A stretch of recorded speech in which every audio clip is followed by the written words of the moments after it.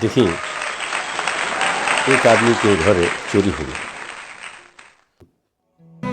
और बेचारे बैठ के अपना दरवाजा पर रोता और जब रोत हो उनकर दू गो सहती के नुआ के लंजा हो जाए और ये मुखिया जी पहुँच गए। मुखिया जी कहता नहीं काहे रोता तो उनको संहतिया कहता है का कहस मुखिया जी रुआ आशीर्वाद से ये बेचारे बड़ा दुखी बने रुआ आशीर्वाद से इनका घर परसों दिन चोरी हो गई तो रुआ आशीर्वाद से इनका सब सामान ले गया सब रुआ आशीर्वाद से ये बेचारे खोजत परेशान हो गए बड़न रुआ आशीर्वाद से लेकिन इनका कोनो सामान ना मिलल रुआ आशीर्वाद से अब बेचारे छछन रुआ रुआ आशीर्वाद से अब इनका कैसे सामान मिली रुआ आशीर्वाद से। मुखिया जी कहते हैं चुप रहो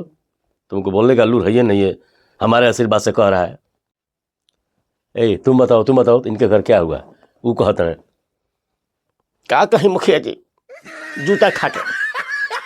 ये बेचारा बड़ी दुख में बड़ी है मुखिया जी जूता खा के एक तो चोरी हो गई जूता खा के और रउआ रहते हुए एक घर में चोरी हो गई जूता खा के। अब रउआ बताई मुखिया जी जूता खा के रउआ पंचायत में कौन चोर बड़ी है जूता खा के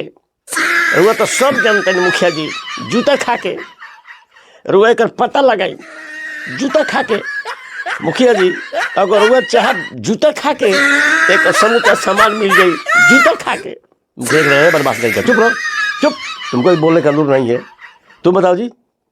अब देखिए तीसरा क्या कहता है मुखिया जी रउआ मुँह में ये बेचारा बहुत गरीब आदमी बा रउआ मुँह में एक सब तो सामान चलिए गई रउआ मुँह में एक औरत के डिलीवरी भइल बा रउआ मुँह में लइकवा जन भइल बा रउआ मुँह में ओकर मिजाज खराब बा रउआ मुँह में आ समझ जाए मुखिया जी वो लइकवा के पैखाना खाता रउआ मुँह में या सरले महकता मुखिया जी रउआ मुँह में कि हमनी के बर्दाश्त नहीं होखत रउआ मुँह में